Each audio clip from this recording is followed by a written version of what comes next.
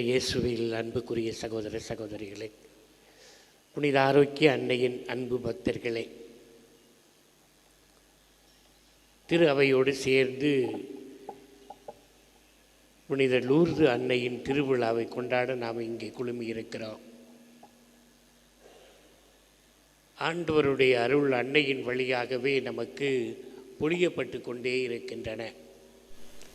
அனைத்துக்கும் காரணம் அவள் தனியாக இல்லை என்பதுதான். ஆகையினாலே ஆண்டவர் இன்று அவர் வழியாக நம்மை ஆசீர்வதிக்க திருவுளம் கொண்டிருக்கிறார். கடவுள் தொடக்கத்திலே விண்ணையும் மண்ணையும் படைத்தார், அதில் உள்ள அனைத்தையும் படைத்தார்.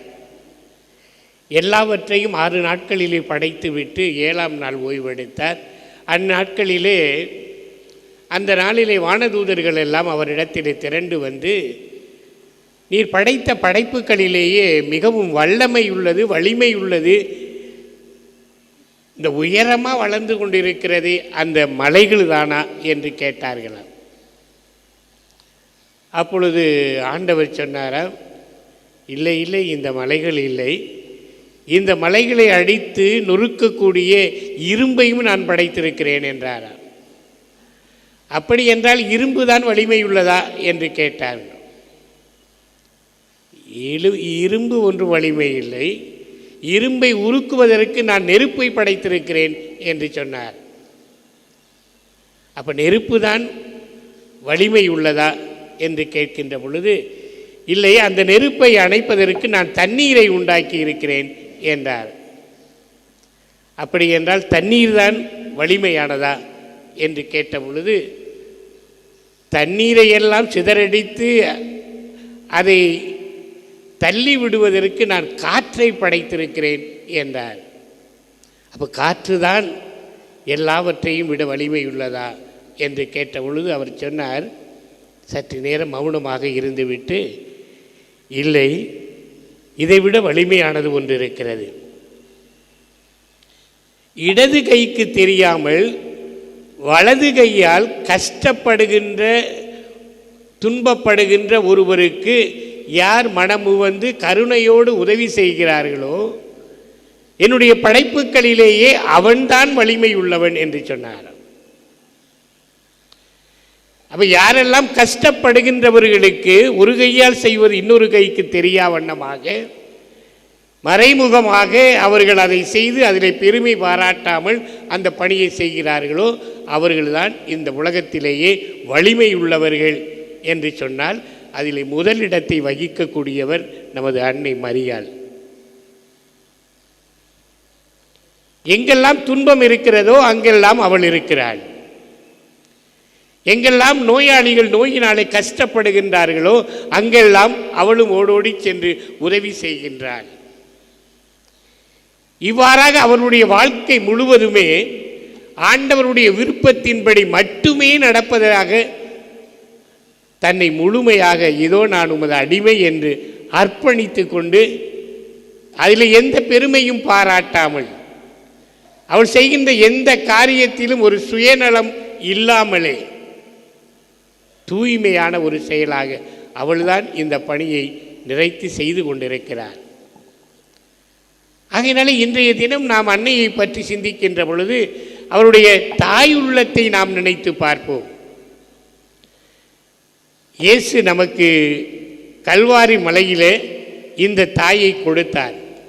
தன்னுடைய சீடர்களை பார்த்து, இதோ உன் தாய் என்றும், தாயை பார்த்து இதோ உன் மகன் என்றும் சொல்லி நம் உலகத்தையே அப்படியே அந்த அன்னையிடத்திலே அவர் ஒப்படைத்தார்.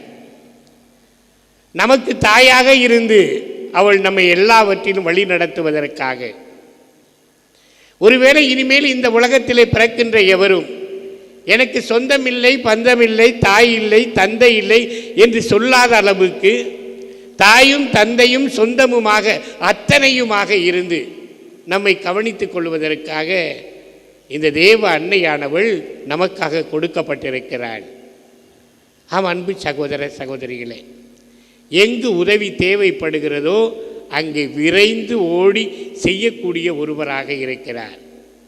ஒரு மருத்துவமனையிலே நீண்ட காலம் நோயினாலே பீடிக்கப்பட்டு நோய் குணமாகாமலேயே ஒரு இளம்பெண் துன்பப்பட்டு கொண்டிருந்தார்.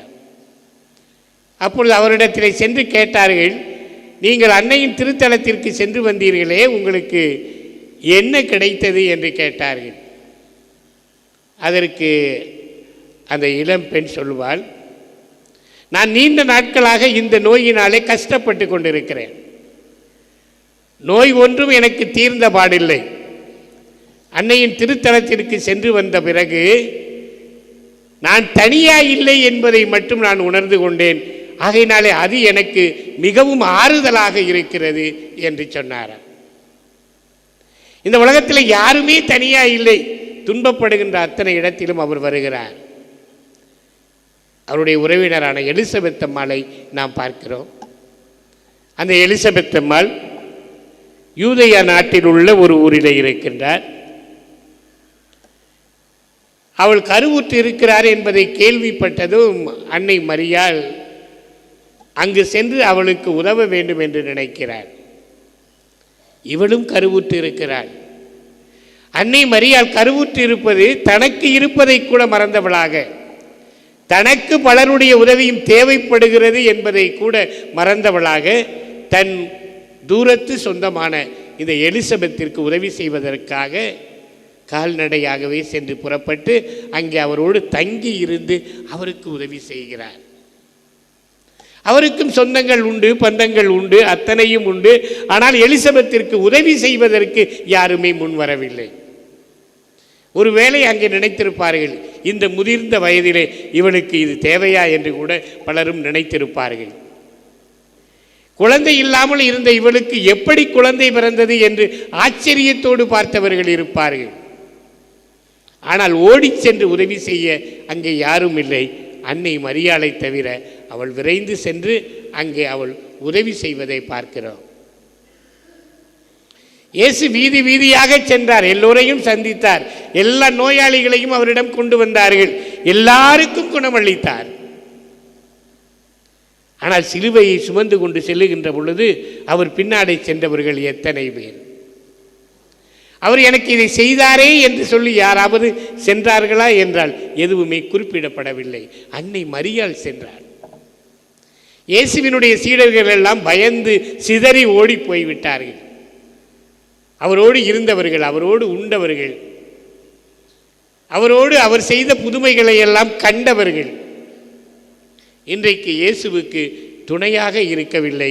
ஆனால் அன்னை மரியாள் இறுதி வரையிலும் சிலுவை சுமந்து கொண்டு போகின்ற பொழுது 4வது தரத்திலே அவர் சந்திக்கிறார்.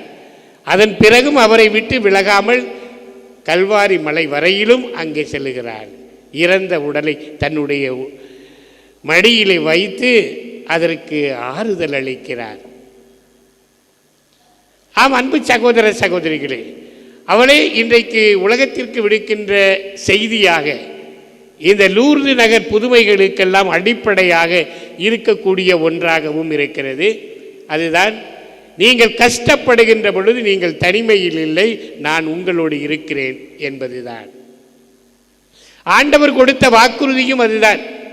என்னாலும் நான் உங்களோடு இருக்கிறேன், உங்களை கைவிட மாட்டேன், உங்களை மறக்க மாட்டேன், உங்களை நான் வழிநடத்தி செல்லுவேன், கையை பிடித்து கூட்டி செல்லுவேன் என்றெல்லாம் ஆண்டவர் நமக்கு சொல்லி இருக்கிறார். அதனாலே நம்மை விட்டு விலகாமல் நம்மோடு இருக்கக்கூடியவர்களே இவர்கள் இருவரும். அன்னை மரியாள் அவளும் தனியாக இல்லை, இயேசுவோடு இருக்கிறார். இன்றைக்கு ஒரு அருமையான ஒரு நிகழ்வை நாம் பார்க்கிறோம். சமூக நிகழ்வு, திருமணம். இது சமுதாயத்தில் நடக்கக்கூடிய மிகப்பெரிய ஒரு கொண்டாட்டம் யூத மக்களிடத்தில். அந்த திருமணத்திற்கு அன்னை மரியாள் சென்றிருக்கிறார், இயேசுவும் சென்றிருக்கிறார், அவருடைய சீடர்களும் போயிருக்கிறார்கள். இன்னும் நிறைய பேர் அங்கே வந்திருக்கிறார்கள். அந்த மணவீட்டாருடைய மணமகனுடைய சொந்தக்காரர்கள், மணமகளினுடைய சொந்தக்காரர்கள், இப்படியாக அங்கே ஒரு பெரிய திரு அவையே கூடியிருக்கிறது. ரசம் தீர்ந்து விட்டது என்றால் யார் போய் உதவி செய்வது? அவருடைய சொந்தக்காரர்கள் இருக்கிறார்கள், அவர்களுக்கு தெரியும் இவ்வாறு திருமணத்தில் ரசம் இல்லை என்றால் அது முக்கியமான ஒரு பாடமாக கருதப்பட்டது. அது இல்லை என்றால் பெரிய அசிங்கமாக போயிடும்.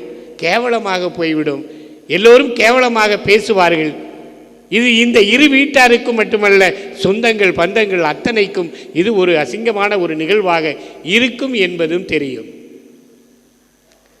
அன்னை மரியாளிடத்தில் யாரும் தேடி வந்து, அம்மா ரசம் தீர்ந்து விட்டது, உங்களுடைய பிள்ளையிடத்தில் சொல்லி ஏதாவது செய்யுங்கள் என்று யாருமே கேட்கவில்லை.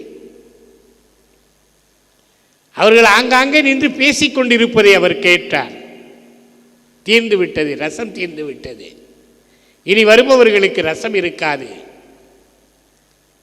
இவளே நேரடியாக சென்று தன்னுடைய மகனிடத்தில், தம்பி ஏதாவது செய்யுங்களேங்கிறார். ஏதாவது செய்யுங்க. இதுவரையில் எந்த புதுமையும் செய்யாத அவரிடத்தில் இவர் அன்றுதான் முதலாக இந்த பரிந்துரையை வைக்கிறார், நீங்கள் ஏதாவது செய்ய வேண்டும் என்று. இயேசுவும் தன்னுடைய நிலைமையை விளக்குகிறார்.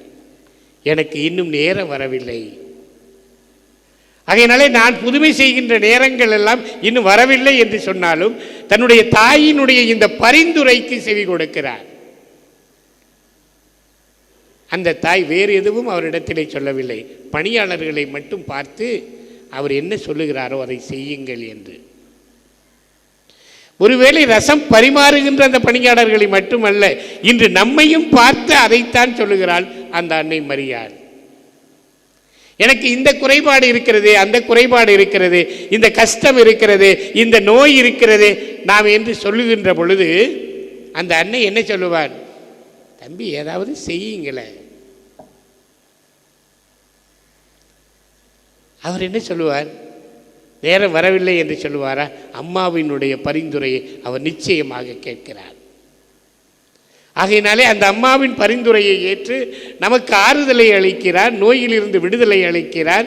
பேய் பிடித்திருக்கிறதா, மனக்கோளாறா, எத்தகைய நோயிலிருந்தும் எல்லாவற்றிலிருந்தும் அந்த ஆண்டவர் நம்மை சுத்தப்படுத்தி தீமையிலிருந்து விலக்கி நன்மை செய்ய நம்மை பணிக்கிறார்.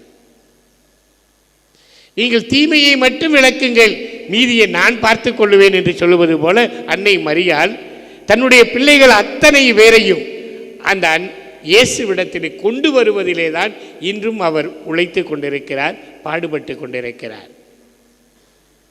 எந்த செயலிலும் அவரிடத்திலே ஒரு சுயநலத்தை பார்க்கவே முடியாது. எப்போதுமே மற்றவர்களுக்கு செய்ய வேண்டும் என்பதிலேயே அந்த அன்னை தன் வாழ்நாள் முழுவதும் செலவழித்திருக்கிறதை நாம் பார்க்க முடிகிறது. ஆம், அன்பு சகோதர சகோதரிகளே, இன்று நம்மோடு இந்த இருந்து இந்த திருத்தலத்திலே வந்து நாம் சந்திக்கின்ற அவள் நம்மை பார்த்து சொல்லுவதுதான், நீங்கள் புலம்புகிறீர்கள், அழுகிறீர்கள், கண்ணீர் விடுக்கிறீர்கள், கவலைப்படாதீர்கள், நீங்கள் தனியாக இல்லை, நான் உங்களோடு இருக்கிறேன். உங்களுக்கு அம்மாவாக இருந்து தாயாக இருந்து செய்ய வேண்டிய அனைத்து காரியத்தையும் நான் செய்வேன். நீங்கள் கவலைப்படாதீர்கள், வேதனைப்படாதீர்கள், நான் உங்களோடு இருக்கிறேன். நானும் தனியாக இல்லை, என் மகன் என்னோடு இருக்கிறார். ஆம், அன்பு சகோதர சகோதரிகளே, அன்னையினுடைய உதவி இன்றைக்கு அத்தனை பேருக்கும் தேவைப்படுகிறது.